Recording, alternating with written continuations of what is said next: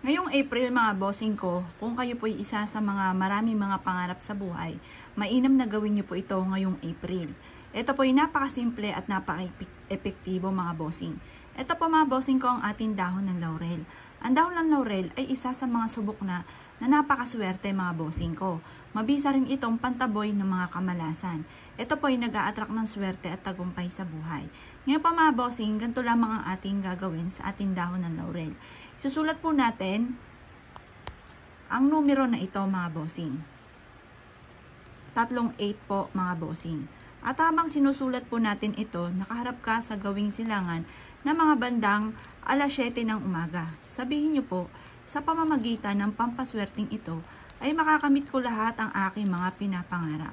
Siksikliglig at umaapaw at napakaraming blessing ang darating sa akin. Kailanman na hindi na ako mamumblema tungkol sa usapin ng pera. Yayaman ako at magiging matagumpay. Ganon ang mga pagwi-wish na walang gamit na sana, direct to the point. Sabihin niyo po sa aking negosyo ay walang humpay, ang daloy ng swerte at magkakaroon ako araw-araw ng malaking benta. Sabihin niyo po, sa aking ina-apply ang trabaho, ako ay kaagad ay matatanggap. Makakamit ko ang lahat ng aking mga ninanais. Ngayong buwan na ito ay simula na ng aking tagumpay. Ganun po mga bossing ko. Lagi kayong magsasabi ng mga matagal nyo ng pinapangarap. Yung mga salitain po natin, makapangyarihan ang ating bibig at ang ating pandama. Kaya mas mainam mga bossing ko, sabihin nyo na ang lahat ng nais po ninyo. Sabihin nyo po sa pamamagitan ng pampaswerteng ito ay magiging matagumpay ako. Bukod sa inyong pagiging masipag at matyaga mga bossing ko ha, sabihin nyo po, bukod sa aking sipag at tyaga ay makakamit ko ang lahat ng aking mga pinapangarap. At syempre mga bossing ko, ang numero 1, ang mabisang proteksyon ay huwag kang makakalimot magdasal para kaagad natin makamit ang ating mga pinapangarap pagsamasamahin ang 3 sangkap. Unang-una mga bossing ko, pananalig sa mahal na Panginoon. Pangalawa, sipag at tyaga.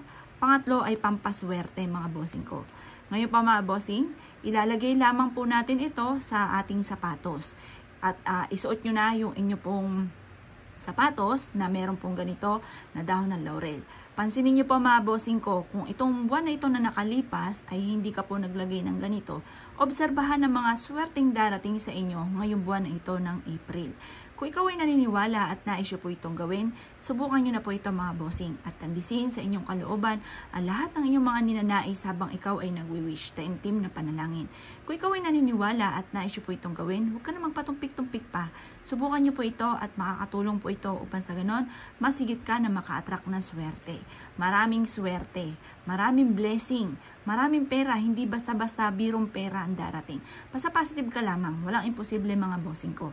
Sa mga taong masisipag, matsatsaga, hindi nakakalimot magdasal at sabayan nyo pa ng mga pampaswerte.